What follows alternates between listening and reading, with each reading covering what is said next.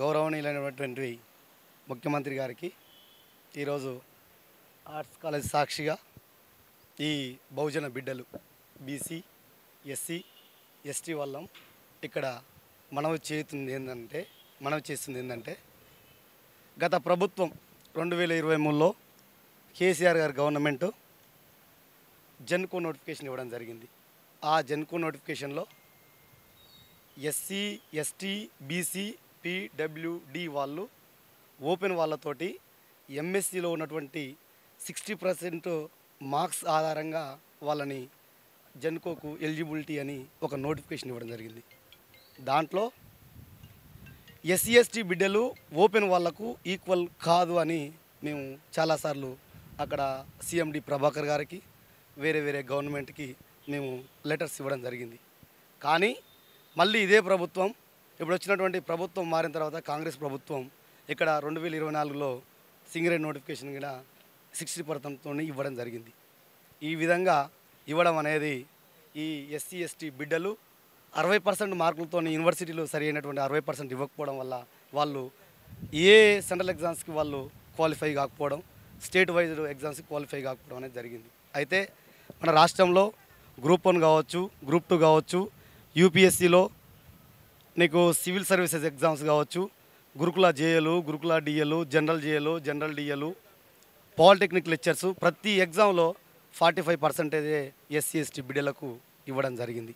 అయితే ఇక్కడ మాకు ప్రతి ఒక్కరికి ఎస్సీ ఎస్టీ బీసీ వాళ్లకు 45% చేసి ఈ నోటిఫికేషన్ రద్దు చేసి మాకు మళ్ళీ రీనోటిఫికేషన్ ఇవ్వాలి అనేది మా డిమాండ్.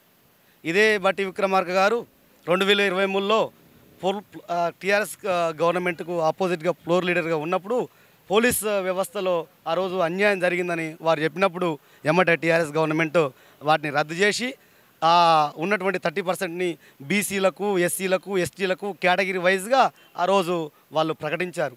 అదే ప్రభుత్వం ఆ రోజు మాట్లాడినటువంటి బట్టి విక్రమార్క గారు ఆయనకు మేము లెటర్ ఇచ్చాం. అయ్యా, ఈ జాతులు అంతరించిపోవడానికి సిద్ధంగా ఉన్నాయి, ఈ జాతులు అంతరించిపోవడానికి సిద్ధంగా ఉన్నాయి.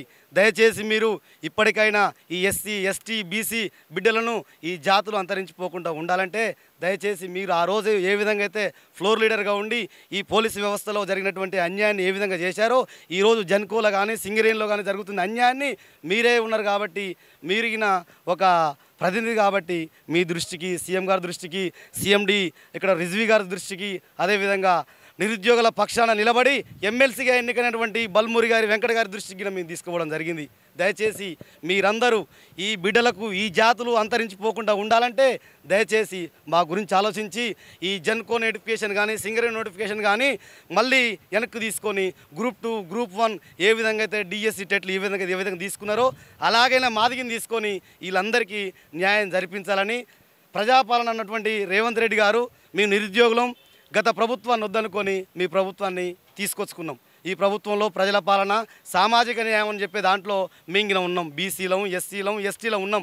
కనుక మాకు మీరు ఈ 60% అనేది తీసుకొచ్చి 40నో 50నో పెట్టేసి మా అందరికీ అవకాశం కల్పించి మీరు చేస్తారనే నమ్మకంతో మేము మీ గవర్నమెంట్కు తెలియజేస్తున్నాం. ఇది మా డిమాండ్.